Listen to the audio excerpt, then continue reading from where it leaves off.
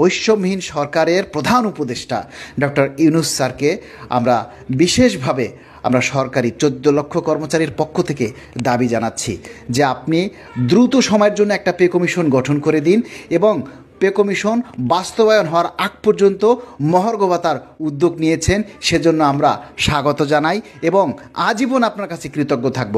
কিন্তু এই মহার্ঘ ভাতাটা এমনভাবে দিন যাতে কর্মচারীরা না ঠকে।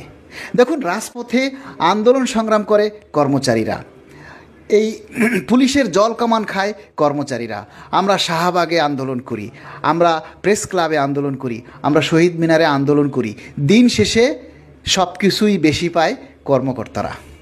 তাহলে কর্মচারীদের এত আন্দোলন করে লাভ কী? দেখে মনে হয় যেন কর্মকর্তারাই বেশি অভাবে আছে এবং কর্মচারীরা কর্মকর্তাদের জন্যই আন্দোলন করছে, কারণ দিন শেষে তারাই বেশি পাচ্ছে। অথচ মহার্ঘ ভাতাটা দরকার কর্মচারীদের, কর্মকর্তাদের মহার্ঘ ভাতার দরকার নেই। কিন্তু এত কিছু করার পরও সেই মহার্ঘ ভাতা এবং অন্যান্য যত ভাতা সেটা কর্মকর্তারাই বেশি পায়, কর্মচারীরা আজীবন ঠকে আসছে।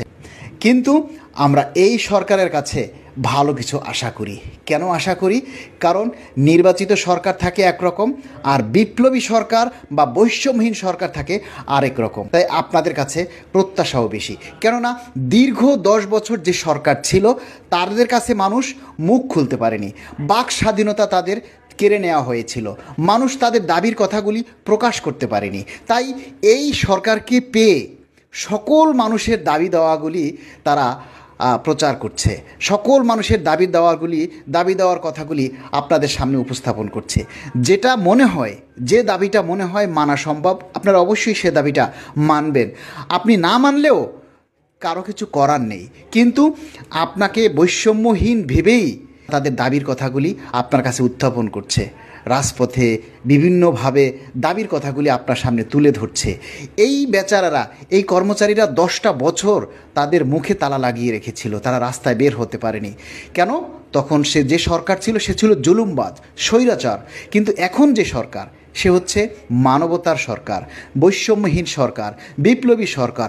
তার কাছেও যদি আমরা আমাদের দাবির কথা উপস্থাপন করতে না পারি, তাহলে এই বৈষম্যহীন সরকার আর আগের সরকারের মধ্যে তফাৎটা কোথায়?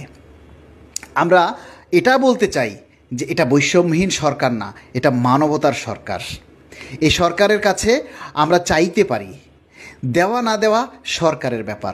এখন যদি আমাদের চাইতেই মানা করা হয়, আমরা যদি চাইতেই না পারি, তাহলে আমরা কোথায় যাব? সরকারি কর্মচারীরা কার কাছে যাবে?